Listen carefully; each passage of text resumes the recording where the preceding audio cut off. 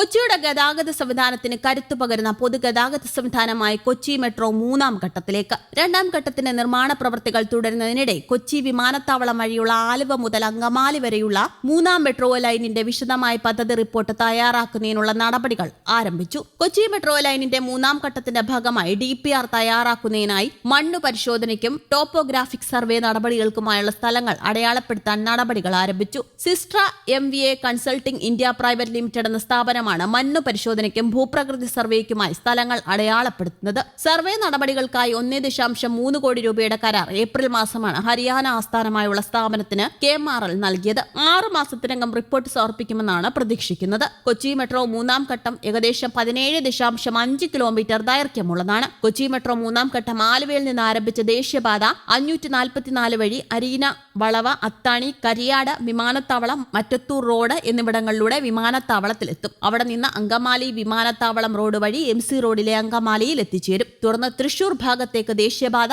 544 ഏകദേശം 2 കിലോമീറ്റർ കൂടി metro line നീളും. ചില ഭാഗങ്ങളിൽ ഭൂമിക്കടിയിലൂടെയുമായിരിക്കും മെട്രോ ലൈൻ നിർമ്മിക്കുക. മെട്രോ ലൈനിന്റെ കൃത്യമായ നീളം, പാത, സ്റ്റേഷനുകളുടെ എണ്ണം, അവയുടെ സ്ഥാനങ്ങൾ എന്നിവയെല്ലാം വിശദമായ പദ്ധതി റിപ്പോർട്ടിൽ തീരുമാനിക്കും. അതിനിടെ കലൂർ സ്റ്റേഡിയത്തിൽ നിന്ന് കാക്കനാട്ടേക്കുള്ള രണ്ടാം ഘട്ടത്തിലെ 5 സ്റ്റേഷനുകളിലേക്ക് 2026 ജൂണിൽ സർവീസ് ആരംഭിച്ചേക്കും.